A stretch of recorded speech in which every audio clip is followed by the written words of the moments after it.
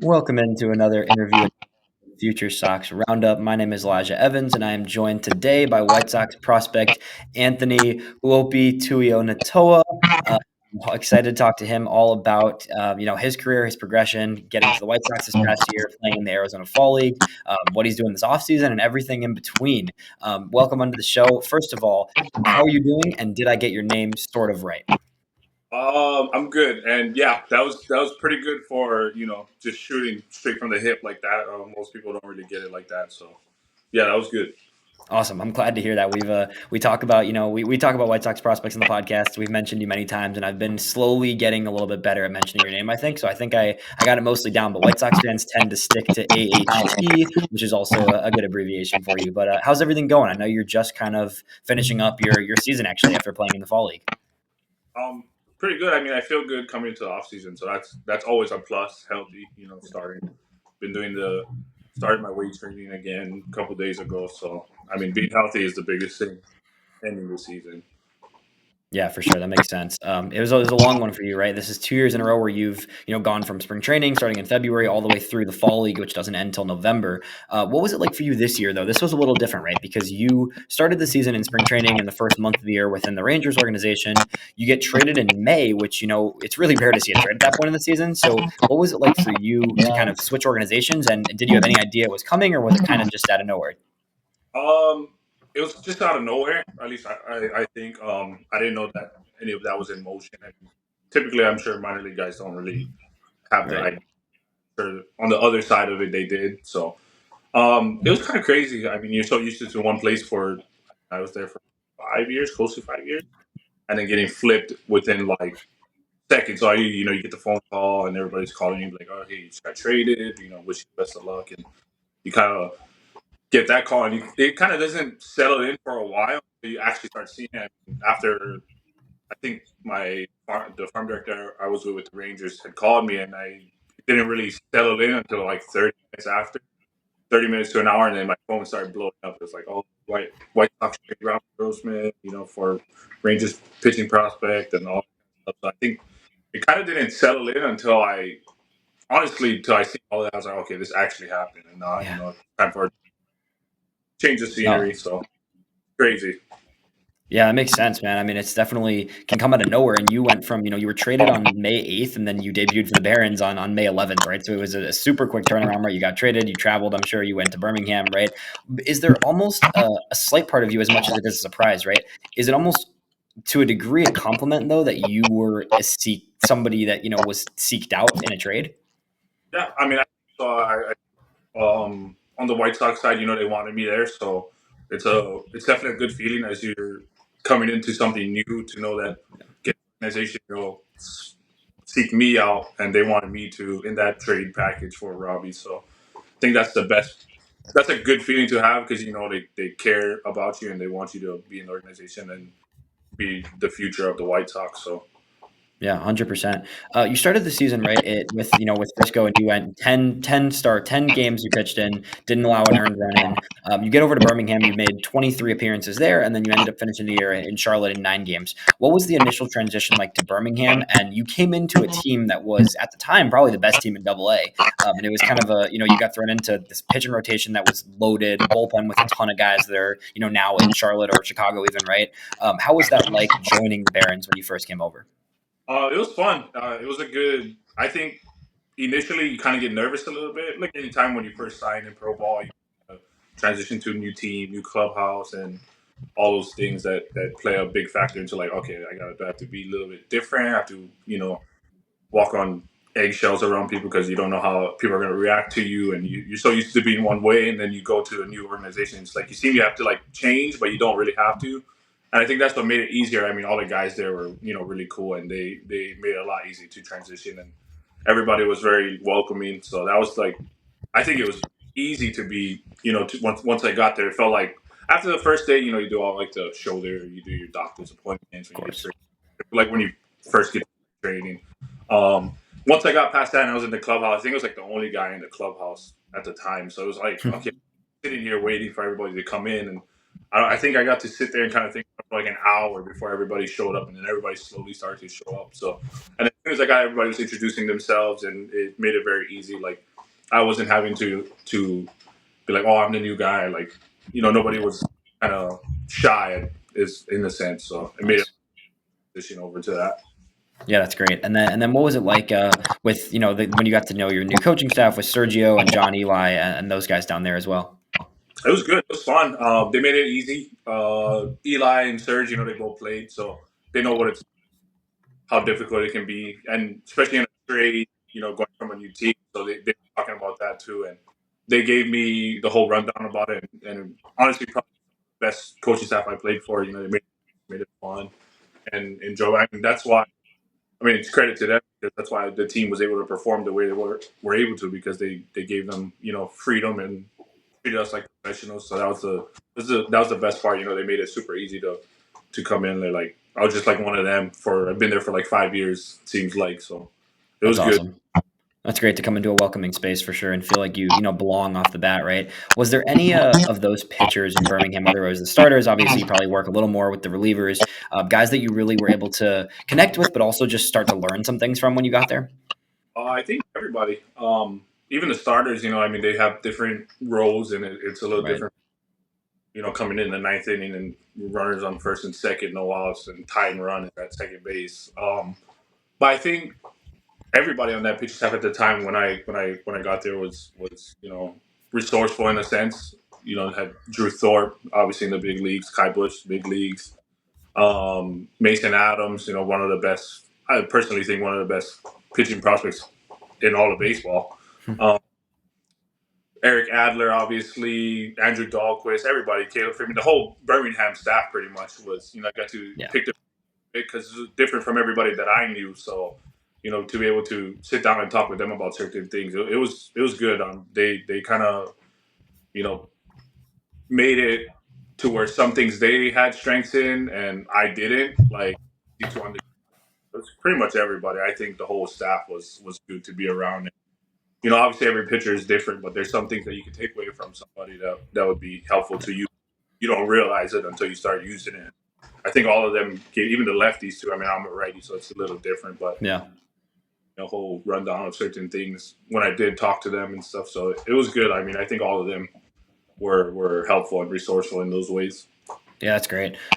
So you were in Birmingham for a while, right? You guys were really successful there. You had a great season. You get up at the end of the season and go to Charlotte. What was the biggest kind of transition for you? Because obviously you had a few games where you got roughed up a little bit in Charlotte. It happens, right? You were transitioning to a new level. What were some of the big things that you felt were different at the AAA level from being in AA the whole first half of the season? I don't think anything. I mean, obviously, I struggled a little bit. It happens to everybody. I think the biggest thing was trying to manage the fatigue part, like throwing a lot and then getting there. It's like, okay, I'm at a higher level. You face some guys that have big league experience and some of the top prospects in baseball, 40-man guys, all these guys that have experience and Yeah. I just I don't think there's anything drastically different. I just think more so just transitioning towards the season where at one point you're like rolling and it gets to that point. It's August and the end of August, going to September, and you're like, oh my gosh, it's still going. It's like another series. Like everybody gets like that, especially after it's that close point where it's like, oh, this end of the season is right there. It's like and you start to think about that compared to like mid-season where you're just playing and it's just you're having fun and enjoying it. But yeah, I don't think there was anything really different. Just more so hitters' approaches were a little bit better. I mean, Double A, there's obviously studs in Double A. Double A is one of the best levels to play at for competition wise, but just approaches from hitters. They look for what they want. And they get it. They don't miss it most of it. So that was probably the biggest adjustment. Just trying to adjust to hitters and like, okay, can I throw something that he's not expecting, and those things. So Yeah, let's dive into the pitching side now because there's nothing I love more than diving into the pitching, and you kind of just started going there right now. But what are kind of the ways you felt your arsenal and the way you pitch have changed over the past few years in professional ball? I think it was early on. It wasn't as explosive stuff, so you kind of had to work around hitters instead of like just going and attacking. Like some people are more than others, obviously. Um, I think the power side of it what came into a big was a big factor later, like from last year, from 22 last year and then this year. Early on, I mean, dipped down a little bit, just normal stuff. But I think the input of that helps. Like I can go after guys. Like if I need to, I can beat guys with fastballs if it comes. Um, yeah, I think that was like that's like the biggest difference now is just I have more power than I did a few years back. So now I can kind of sometimes. I mean, obviously, guys, they're good at hitting. Like when they want something, they'll get it and they'll hit it and they won't miss. Yeah, I think that's the biggest thing is just more throwing harder. Everything becomes harder, so it's like it becomes better, sharper. Fastball at the top of the zone always works. That's like the biggest adjustment and the biggest difference now is just more so I can kind of go at guys more than I could before. Yeah, for sure. Can you share with with people that might not know as well, kind of what your breakdown of your pitches is, and has that changed as well? Like how much you're throwing each pitch? Yeah, I have the four seam slider and changeup. Right. I started changeup a lot more this year. I was going to ask you about that. Yeah. That was the pitch that I started to throw a lot more, especially to lefties. It's a good pitch to have when you like most of the time sliders that go down and in is like right in bat plane to where guys smoke baseballs. So if you can kind of and sometimes like sliders sometimes they stay up, you don't get them down enough and back foot. So the changeup helped out a lot. And slider now is probably the put away pitch that I have the most. I mean, heater too at the top of the zone. The four seam fastball still has the same life, even when it's low in velo, it still does the same thing. But yeah, the changeup is one pitch that now it's like I don't need to throw it as much, but for the lefties, it definitely helps to have it because I mean nobody on scouting reports probably doesn't even say I throw a changeup more than 5%. Right. How much do you like throwing the changeup in different parts of the zone? Are you typically, and especially against left-handers, right? Are you leaving? Do you prefer leaving that on the outside half against a lefty, right? Or are you comfortable kind of bringing that to the other parts of the zone? And then, do you think it's something you want to start to use more against righties too, or do you kind of trust that fastball slider combo against righties usually? I think for the location wise, I try to stay down with it. Yeah. Kind of down in a way. Sometimes it just runs a lot. Sometimes I don't even know what to do. I mean, either gonna go with depth and go down like middle of the plate down, or sometimes it's the same depth, but it just runs way far arm side. So it's kind of the same. I try to like stay away because most of the time if it's left up, I mean they don't expect it, so sometimes they freeze on it. They're like, "Oh, you threw me a change at the top of the zone." Like that's crazy. Like I'm not gonna, they wouldn't think that it would be coming at the top of the zone. I try to stay away from there because most of the time that's where they do damage, especially on a soft pitch, and they know it's coming. So, the righties, yeah. I mean, I threw some in the fall league to some righties, and I think if I change sites with that, it'll be good. It definitely could be a steal to steal a strike early on. Yeah. Because most of the time they won't expect it. Right on right change, they won't expect it. So you can throw it. I'm not opposed to throwing it as a put out pitch. You just gotta refine some things with it and kind of make it look more firm, I guess you could say. Yeah. For the most part, yeah, I think that for the righties it'll be fastball slider combination. I mean, we could throw change up to steal strikes if we need to. Yeah, nice. So speaking of the fall, what was it like? You were there last year, right? But what were some of the things this year after a whole season within the WhiteSox organization? What were some things you were really kind of honing in on in the fall league that you were able to keep working on there? Trying to get the velo back. Yeah, was a big thing. And kind of just performing and just throwing more strikes. I mean, that was like the biggest things that I needed to like really work on. So I think we hit all of those, and that was a pretty. I think there's a couple games where it was a little rough, but I mean, for the most part, I think I honed in on what I needed to, and I accomplished those things. So it was definitely a good feeling ending off the fall league like that, and coming into the off season with, okay, it's still there. Like everything's still there. We just gotta be able to maintain it as long as possible. Yeah, 100%. That makes sense. How has it been kind of, getting to know everyone, and then you got some to go with some of these other top prospects in the fall league, just kind of connecting and getting to go through that next, step with all of them? It was good. the few guys, I mean, obviously I knew some of them that were Birmingham. So, I mean, there was a few guys I didn't know, but I got to meet them and got to know them, and it was good. It was fun. They definitely made it. It was a great group of guys that we had, and it was really fun. Being able to even pick their brains too about certain stuff. The pitchers that I didn't know that were there. But yeah, it was a good experience. I mean, they made it fun. It was really good, and the boys were balling out, so it was really fun. Nice, that's awesome. So what does the offseason look like for you? I know obviously you just got home about a week ago. You probably are going to report come January, February, right? So what does the next few months look like for you, and what are you really kind of focused on getting done before you head back to Arizona? Right now, I'm trying to get as strong as possible and move as fast as possible, so the velo comes back, you know, early in spring training, and then maintain it within that. So that's my biggest thing is try to get as strong as I can and move the weight as fast as I can. So everything, inputs to pitch.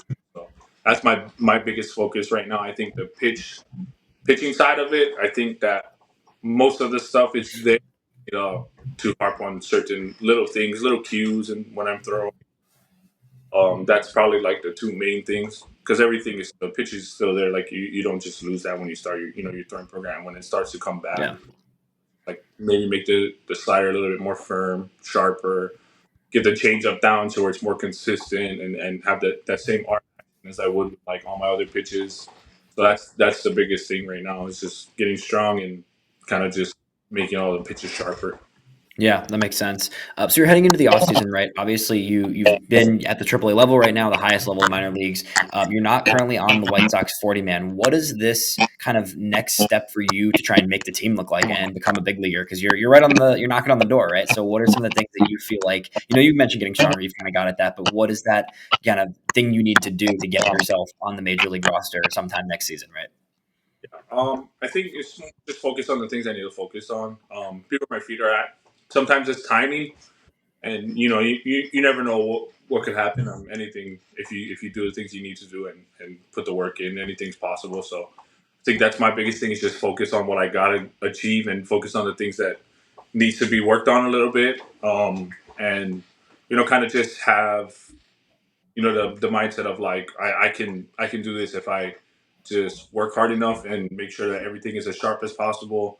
Even the mindset of it too. Like I try not to like get ahead of myself too much. I mean, it happens. Everybody does it. I mean, it happened to me a few times this year. But just try to be focused on what I need to do in the moment, and give them everything that I have at the time, so they Yeah. can.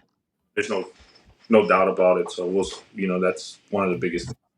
Yeah, that's awesome. Off the field a little bit, I love asking people about who they are also because baseball is obviously a huge part of your life, but it's not everything, of course. What are some of the things you like doing to kind of get yourself away from the game or to have fun outside of when you're training and working hard? I think living in Hawaii kind of helps. You got the Yeah, beaches. I mean, that's the best part. You be able to anything's a getaway. Once you're not training and stuff like that. Yeah, mostly just go to the beach, spend time with my family.